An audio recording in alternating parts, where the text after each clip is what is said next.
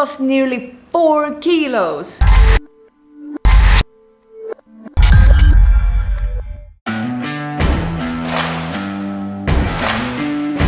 Compared to the first time when I did keto, it lasted 2 months. When you eat, it's very calorie dense and you have to really check what you're eating. I didn't do that first time. What were the amounts? I was just like, this is keto, I'm eating it. I'm enjoying this much more and I see more of the results happening faster. I can see my body changing really fast as well. Let's go home and do a little deeper, thorough walkthrough of how this second week has been so far. Unless we have reached home and oh my god, can you see? My collarbones are showing. 2 weeks, it went by so quickly I didn't even realize. It is like a night and day compared to the first week, as I said. My cravings aren't that bad at all. Now I'm actually more creative with the food. I literally weigh out every single thing that I'm gonna eat, what I'm gonna make. In 2 weeks I've almost lost 4 kilos. And my partner said also like, oh my god, it shows, you're doing so good, like keep going. I was like, yes. I actually have been doing a really bad job of recording what I've been eating because I've been so busy of actually being in a moment and weighing out and thinking about the recipes and making the recipes and actually eating them, enjoying them, thinking what I can improve more. So I've been just playing around with the food a lot. I have snippets of some pics or some small videos that I made. I made some protein cookies that were super keto, super soft and very good. It was so delicious and my partner loved them a lot. I bought a lot of strawberries, so I've been eating a lot of strawberries, which are probably the most keto-friendly fruits that you can have. Of course, blueberries as well, but not as much. It was a little bit hard at first, as we saw. I think the first week was truly a little bit more difficult than I would have imagined, but I was very surprised of myself as well. I think something clicked here and I'm being very strong. After going through that hard time, it was much easier now on the second week to get into the rhythm. So let me tell you what is different about this week. I have very little sugar cravings, or carbs for that matter, because now when I go to the store, like, I can just easily pass by all the sugars and snacks and all the salty chips and everything. No worries. Of course, sometimes my brain is trying to manipulate me. It's like, you know, if we know just one. And when I feel these kinds of thoughts coming in, I'm like, boy, if you don't get... I've gotten so creative with the foods that I make, and I'm really weighing out everything, because previously I tried weighing out all the foods and everything, tracking the macros and calories, but it was too much for me. It was overwhelming at that point. I think that's why I stopped, because I wasn't ready for that. My mindset was not there. My body was still like, no, I don't want to do this. Let's keep being lazy and let's eat whatever we want. This week, I didn't really struggle at all. I was very consistent with my food. I tracked everything.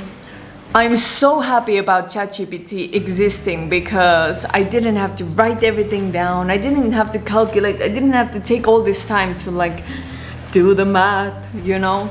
I just told ChatGPT, hey, I ate this amount of grams, this whatever, all the math done. It remembered, and I was like, this is so easy now. This is much better. I like it like that. I think that's one of the reasons why I failed because of that, because tracking these things was so overwhelming. It took such a good amount of time out of my day, but now it's just like, hey, ChatGPT, I ate like 85 grams of strawberries today. And it gives me all of the information. I don't have to do anything. ChatGPT, yeah, don't worry, I got you.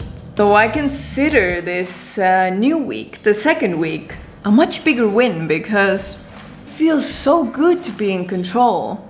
I'm gonna show you how I looked like, I think it was 2014. I showed my partner these photos and he was like, ew, this is how you looked like? I was like, yep. I started gaining weight when I was, I think, 14. So, oh my god. I got made fun of so much. I got bullied because of that.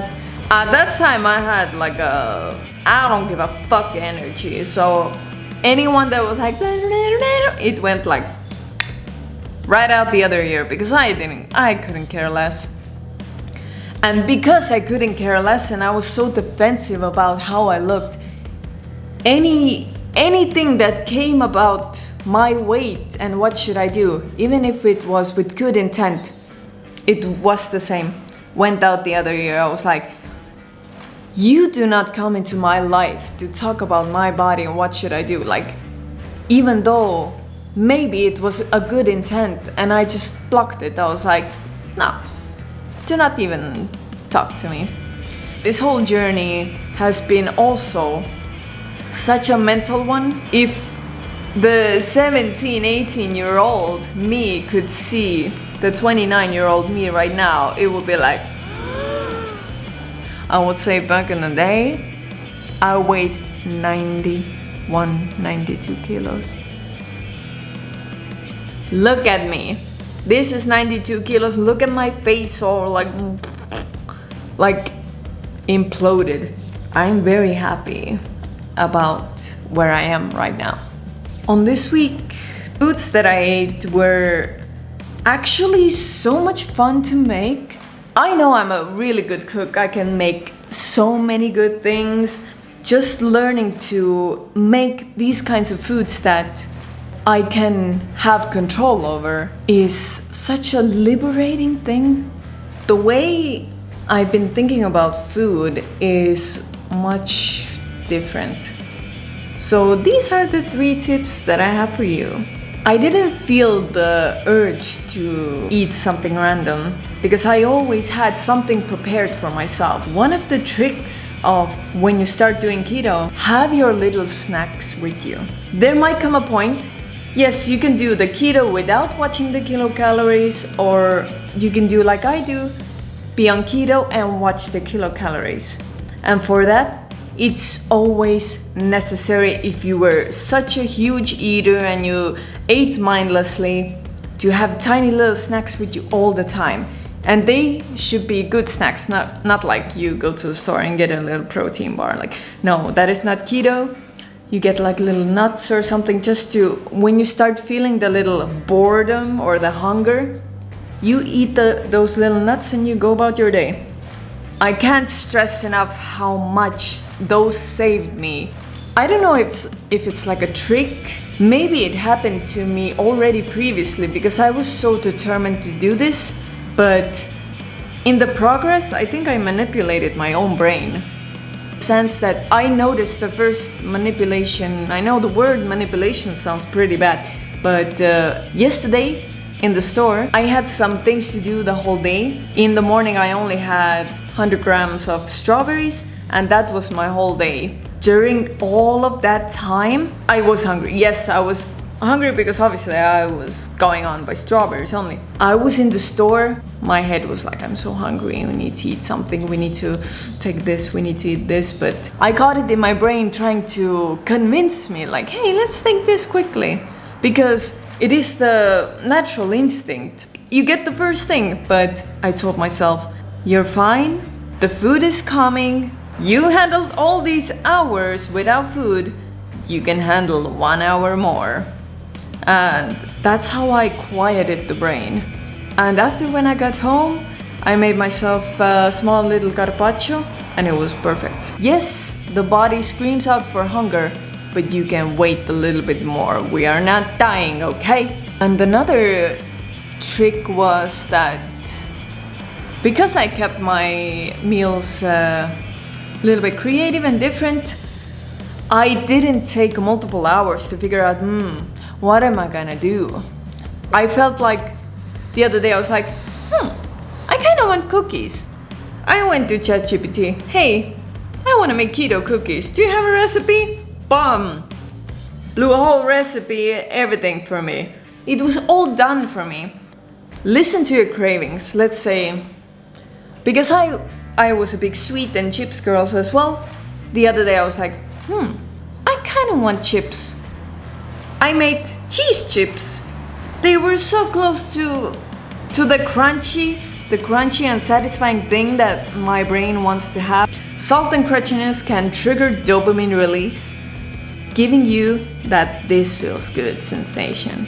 This pathway is a key to the anticipation and enjoyment of eating. It's why small snacks can feel so rewarding. And to get to know more how the third week is going, because I'm very intrigued to see what is gonna happen.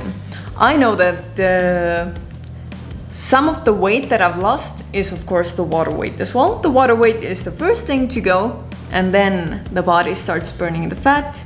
My partner, who also is doing keto, and he's more knowledgeable about that kind of process, he let me know that first the fat burning is going in exceptional speed, like ooh, your weight is falling, and then at some point it's gonna slow down, and then you're gonna have to make your adjustments and work on it a little bit more. So at the moment I haven't really even focused on the gym as much as really focusing on my food.